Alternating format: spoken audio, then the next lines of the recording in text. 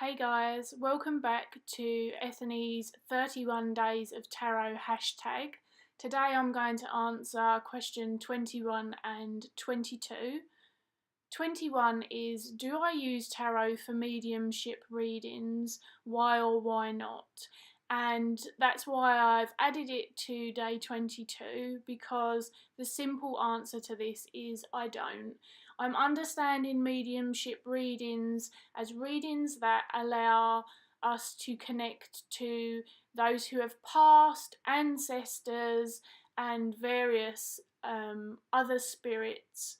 I don't know if it includes spirit guides, but as a general, as my general understanding of it is, I don't use tarot for that personally. Many of you will know from various discussions that I've had on here, when I use tarot for myself, it's mostly on an emotional and psychological level, focused on healing or as a resource to help me to understand, learn, change, or move through something, whether that's something that I experienced in my past that I want to explore, something that is in my present, or if I'm considering various routes moving forward and looking at some of those. So in the same capacity that I don't use it to predict something that I don't know about, I also don't use it for mediumship, because that's not a skill that I feel I have, I guess.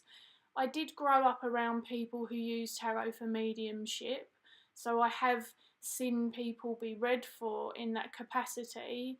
Is it something that I would like to do? Not currently.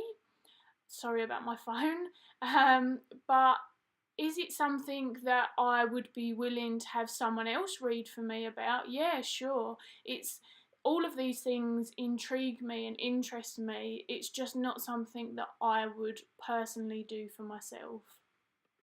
And then question 22 is, where is one place in the world that I would love to read tarot and why? And there's a few examples such as various events, mystical shops, etc.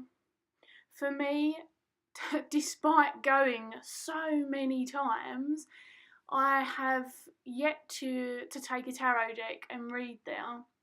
I would really, really love to read at one of the sacred sites in Glastonbury. I've visited Glastonbury too many times to remember. I really, really have an affinity with the area. I've got friends there. I even know some people with some family there. It's a place that feels very healing and magical to me, and I would love to particularly read in, say, the Chalicewell Gardens or at the Tor as well. And I've included some pictures here just from previous visits to show you just how beautiful the scenery is. And if you're not familiar with Glastonbury or those particular places that I've mentioned, it's really easy to look them up on Google and find out a bit more about them. I can't believe that I have a tradition that I buy a deck every time I visit Glastonbury, and I've been doing that since before I was a teenager. And it's a really long-lived tradition, all of those years that I've visited, and I've never once taken the deck that I've bought to read. I've read for myself in Glastonbury, but not at those particular sites. And I feel like that would be absolutely amazing, especially to read for other people there. That would just be such a special memory. And because I feel so passionate about those particular places, they are the first ones that came to mind straight away. That's it for today. As you could see, short and sweet, bit of a podcast one again, but I've popped those pictures in there for you. And even if you're not joining in with the 31 Days of Tarot, if you want to join in and answer where you love to read, or if you do mediumship readings below, I'd love to hear. And I will see you again in a couple of days for day 23.